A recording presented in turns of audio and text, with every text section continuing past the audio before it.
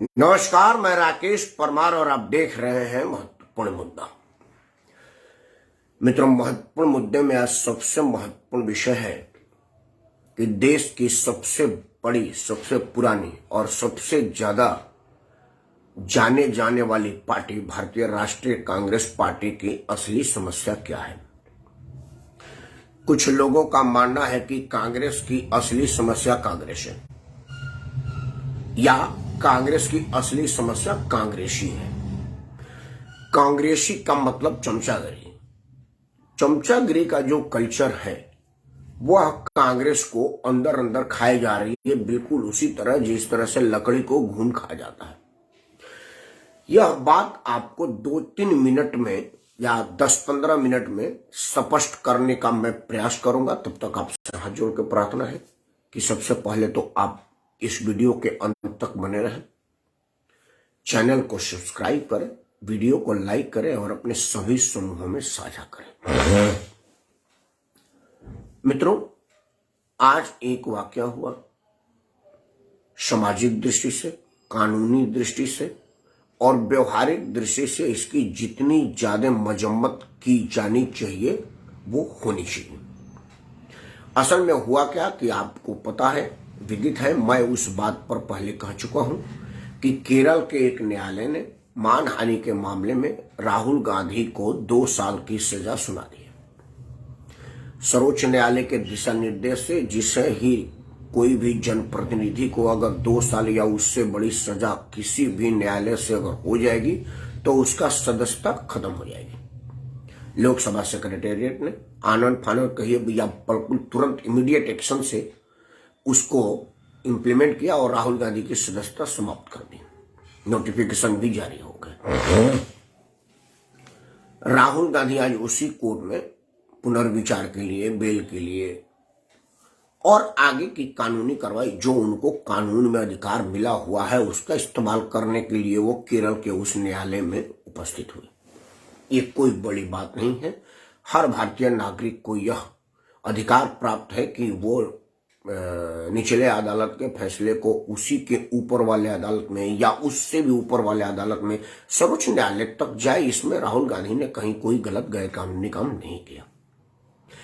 लेकिन राहुल गांधी और कांग्रेस ने क्या किया वो बहुत ही ऑब्जेक्शनेबल बात है। भारत के एक नागरिक होने के नाते मैं घोर आपत्ति दर्ज कराता हूं और बल्कि न्यायालय के लोगों से, न्यायविदों से और सक्षम शख्सियतों से मैं हाथ जोड़ के विनम्र निवेदन करता हूं कि इस पर अगर सो मोटो बनता है तो उसको लिया जाए, क्योंकि यह मामला सो मोटो के लिए है।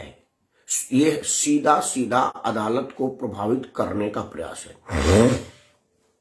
असल में क्या हुआ कि राहुल गांधी पूरे दल बल के साथ, उनके पास अब 2-1 जगह ही मुख्यमंत्री रह गए हैं, छत्तीसगढ़ में और हिमाचल में। दोनों मुख्यमंत्रियों को लेकर के गए। कांग्रेस के सारे निचले स्तर से छोटे स्तर के, मतलब बड़े तो नेता राहुल गांधी से ऊपर कोई है नहीं, तो जो होगा वो निचले स्तर का ही होगा। बेशक हम उनको कांग्रेस का अध्यक्ष बना दें, पूर्व अध्यक्ष बना दें, पूर्व मंत्री बना दें या मान लें, लेकिन है तो वो सारे के सारे छोटे स्तर के नेता राहुल गांधी के नजर में। तो वो सारा दल बल को लेकर के कोर्ट में पहुंच गया। अब मैं कानून का एक छोटा विद्यार्थी होने के नाते मैं यह बात समझ नहीं पा रहा हूं कि ये 2 मुख्यमंत्री, कांग्रेस के सैकड़ों हजारों कार्यकर्ता कोर्ट में क्या करने गए थे। वहां पर झगड़ा करना था, गुहार करना था, भीड़ दिखाना था, अपना संख्या बल बताना था। अदालत में जज को प्रभावित करना चाहते थे कि भाई तू जज एक तनहा अकेला आदमी है, तेरे पीछे एक ऑर्डरली खड़ा है और हो सकता है घर में एक सिपाही खड़ा हो, हमारे पास सैकड़ों लोग खड़े हैं, इसलिए तू मेरे पक्ष में फैसला दे दे। क्या यह कहने का प्रयास कर रहे थे राहुल गांधी या कांग्रेस? दूसरा चीज, जिस काम के लिए एक छोटा सा, मुझसे भी कम जानने वाला वकील सफिशिएंट था पुनर्विचार याचिका लगाने के लिए, रिव्यू पिटीशन फाइल करने के लिए, उसमें इतने दल बल की क्या आवश्यकता थी? चलो आप राहुल गांधी है, 5 वकील लगा लेते, देश के सबसे महंगा वकील लगा लेते, लेकिन यह मामला तो सिर्फ वकील का था। इसमें आप क्या करने गए थे और आपके लोग क्या करने गए थे? ये भी मान लेता हूं कि भाई वो कांग्रेस के बड़े नेता हैं, सर्वमान हैं, इसलिए उनको देखा देखी सब लोग चले गए, उन्होंने किसी को बुलाया नहीं था, ये भी संभव है और यही हुआ भी होगा, मान लेता हूं मैं 1% के लिए। तो राहुल गांधी समेत सारे लोग काला कपड़ा में क्यों पहन के गए थे?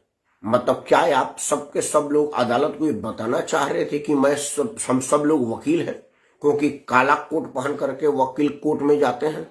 तो क्या आप अपने आप को गलत आइडेंटिटी दिखाने के लिए कोर्ट में गए थे? मतलब जैसे राहुल गांधी, मेरे जानकारी के मुताबिक जो उन्होंने एफिडेविट में अपनी पढ़ाई लिखाई लिखी है उसमें वकील नाम का उल्लेख कहीं नहीं है। मतलब उन्होंने LLB की पढ़ाई, ना तो एडमिशन लिया है, दाखिला लिया है, ना ही उत्तीर्ण किया है। और अगर आप उत्तीर्ण नहीं किए हैं तो कोर्ट में काला कोट पहन करके जा करके क्या आप अपनी गलत आइडेंटिटी दे रहे थे? या जो आपने संसद में विरोध प्रदर्शन को दिखाने के लिए काला कपड़ा पहन करके जाने का आह्वान आपने किया था और आपका देखा देखी सभी कांग्रेसियों ने संसद में काला कपड़ा पहन करके विरोध दर्ज किया था, और ये राजनीति में होना चाहिए, इसमें कोई बात नहीं। विरोध प्रदर्शन में काले झंडे, काले कपड़े, काला प्रधान, मुंह पर काला पट्टी, ये सब लोकतांत्रिक अधिकार करने चाहिए। तो क्या आप अदालत में काला कपड़ा बांध करके अदालत का विरोध करने का काम कर रहे थे? मतलब आप अदालत को बता रहे थे कि हम तुम्हारे निर्णय का विरोध करते हैं काला कपड़ा पहन करके? मतलब आप जज को काला झंडा, काला कपड़ा दिखा रहे थे? तो कानून के किस किताब में, किस पन्ने में, कहां पर लिखा हुआ है? चूंकि आप कानून बनाने वाले संस्था के सदस्य हैं, मतलब थे कल तक, भाई आप 2004 से लेकर के 4 दिन पहले तक आप उसी गोल घर में बैठते थे जहां कानून बनती है और जिसके बनाए हुए कानून से आप बारू हैं। यह कानून आप ही ने बनवाया हुआ है। जब इस पर रोक लगा था आपने इसको फाड़ दिया था, बोला लाइबल टू इन डस्टबिन। हमारे लिए यह डस्टबिन का लायक है। जो आदमी पर 2 साल की सजा हो जाए उसे तुरंत बाहर हो जाना चाहिए, यह बात आपने कहा था। तब लालू प्रसाद यादव इसमें फंस रहे तो उन्होंने इसका विरोध भी किया था। खैर, यह बात तो जो हो चुकी वो है। अब मेरा जो मतलब, इसमें कहीं भी कांग्रेस की असली समस्या और कांग्रेस की समस्या बात नहीं स्पष्ट होती है, क्योंकि यह सब चमचागिरी की स्वाभाविक लक्षण है। और राहुल गांधी अगर परिपक्व राजनीति करते तो 2004 से लेकर के 2023 तक वो जरूर इस स्थिति पर अपने आप को पहुंचा लेते कि लोग उनको मजबूत राजनीतिक के रूप में देखने लगते और एक देश का मजबूत विकल्प बनकर उभरते, जो वो नहीं उभार पाए। 10 साल बहुत समय होता है, उनको तो 10 साल से ज्यादा टाइम मिला। 10 साल तो सरकार के साथ खेलने का टाइम मिला और पिछले 7-8 साल से सरकार के विरुद्ध खेलने का मौका मिल रहा है।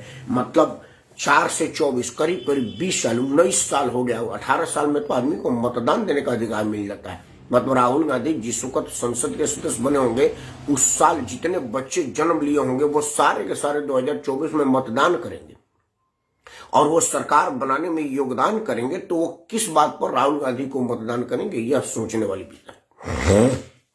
अब आते हैं, आप कह सकते हैं कि भाई कांग्रेस में राहुल गांधी नेता है और उनके नेता पर किसी तरह की गलत कार्रवाई की जाएगी तो हर कांग्रेसी का खून खौलेगा और वो विरोध प्रदर्शन करेगा। होना चाहिए, इसमें कहीं कोई ऑब्जेक्शनेबल बात नहीं है, सोचने वाली बात नहीं है। यह जरूर है, होना चाहिए अपने नेता के साथ, हर कार्यकर्ता को होना चाहिए। अगर मैं राहुल गांधी को अपना नेता मानता, मैं भी काला कपड़ा पहन के केरल जाता। मेरे पास भाड़ा नहीं होता तो मैं दिल्ली के इंडिया गेट पर जाकर के, लाल किला पर जाकर के, जंतर मंतर पर जाकर के, पार्लियामेंट में जाकर के विरोध करता, पार्लियामेंट के गेट तक जाकर विरोध करता, जरूर करता। लेकिन सवाल अब यही है ना, जहां कहा जाता है कि भाई राहुल गांधी तानाशाही करते हैं, राजशाही दिखाते हैं, उनके लिए प्रमोद तिवारी कह रहे हैं कि गांधी परिवार है, इनके लिए तो अलग से कानून होना चाहिए, आम कानून इन पर लागू न हो। प्रमोद तिवारी जैसा बड़ा आदमी जो राज्यसभा का सदस्य है, कई साल तक उत्तर प्रदेश में नेता विपक्ष के हैसियत से काम किए, मतलब विधानसभा से लेकर के राज्यसभा तक का अनुभव उनको प्राप्त है, लोकसभा के भी सदस्य रहे हैं वो।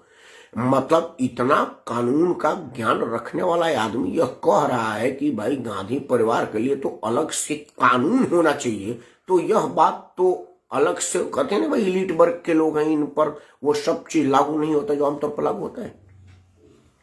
अब सवाल है कि कांग्रेस की बर्बादी का कारण क्या है? कुछ उदाहरण आपको देता हूं मित्रों। आज जो कांग्रेस के लोग केरल तक की यात्रा कर रहे हैं, इनमें से किसी ने भी उत्तर प्रदेश के पूर्व प्रदेश अध्यक्ष लल्लू जी के गिरफ्तारी पर विरोध नहीं किया था।